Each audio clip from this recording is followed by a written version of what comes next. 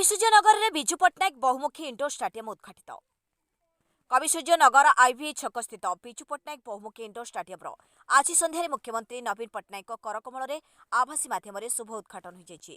यार आनुष्ठानिक उद्घाटन करथिले कविसूर्यनगर एनएससी अध्यक्षा एस लक्ष्मी सेठी एवं उपस्थित थिले उपाध्यक्ष विक्रांत कुमार साहू, काउंसिलर प्रतिनिधि राकेश प्रधान, रसल दास, चित्तरंजन साहू, शंभुपाणी बेहरा, सुभाष रेड्डी, बाबुला नायक, कोरीशंकर सासमल, आदित्य त्रिपाठी, किरण कुमार सेठी, विपिन बिहारी शतपथी, दिलीप साहू, प्रिंसिपाल के पुरुषोत्तम, ब्लॉक ए कैलाशनाथ बेहरा, प्रश्न नायक, सूरज रेड्डी, प्रिंसिपाल अवनी रंजन मिश्र, टी बैजेन्द्र प्रधान, सुनील कुमार पोलाई प्रमुख बहु जनप्रतिनिधि ए अवसर में मुख्यमंत्री आभासी माध्यम गंजाम विभिन्न मान्यवर मंत्रीगण, मान्यवर सांसदगण, मान्यवर विधायकगण, कोच और खेलदानी समस्त को नमस्कार।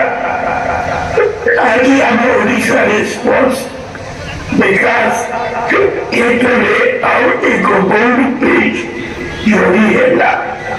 आज जयपुर ठाणे एक मॉडर्न स्पोर्ट्स कॉम्प्लेक्स सहित राज्य विभिन्न स्थानों में 26 की मल्टीपर्पज इंडोर स्टेडियम उद्घाटन करी मैं बहुत खुशी।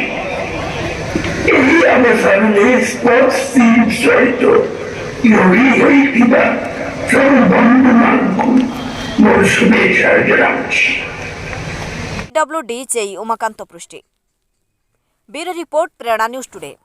आम ग्रामांचल जो क्रीड़ाभूमि विकास जो हो पारि ना आमर प्रिय मुख्यमंत्री जहाँ आज बहुमुखी इंडोर स्टेडियम जो आज उद्घाटन कले आम अंचल खेल क्षेत्र में प्रभुत्व उन्नति हम और आम अंचल एशियन गेम एवं ओलंपिक रे पिला माने भाग नहीं पारे।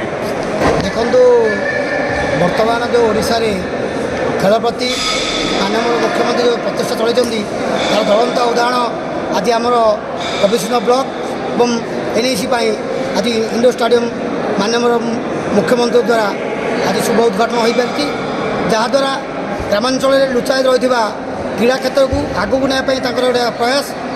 आप आगु जानते माननीय मुख्यमंत्री दुई थर हॉकी विश्वकप कर सारा विश्व को देखा से खेल प्रति केते भल पाँच संभव हो पारि। तेणु माननीय विधायक को आम आम कविसूर्यनगर ब्लॉक एवं एनएस तरफ अशेष धन्यवाद देव। कविसूर्यनगर जोड़ा बहुत पूर्व आमर गोटे रही आशा कि आम ये गोटे भल स्टाडियम पाइबू, आज से सफल हो जाए जोटा कि आमर समस्त प्रिय मुख्यमंत्री आमर आज इनागोरेसन कर सारी।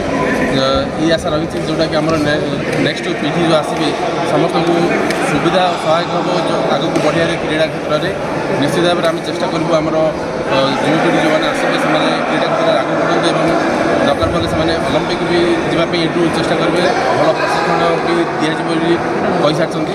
तो ये सब प्रकार खेल इंडोर स्टेडियम समस्त को गोटे बहुत बड़ा खुशी जोटा कि आम युवपीढ़ी बहुत खुशी बहुत बड़ अवदान एवं आमर विधायक जो प्रचेषा चलता आमर आज कविसूर्यनगर से हो पारे निश्चित भाव में समस्त सहयोग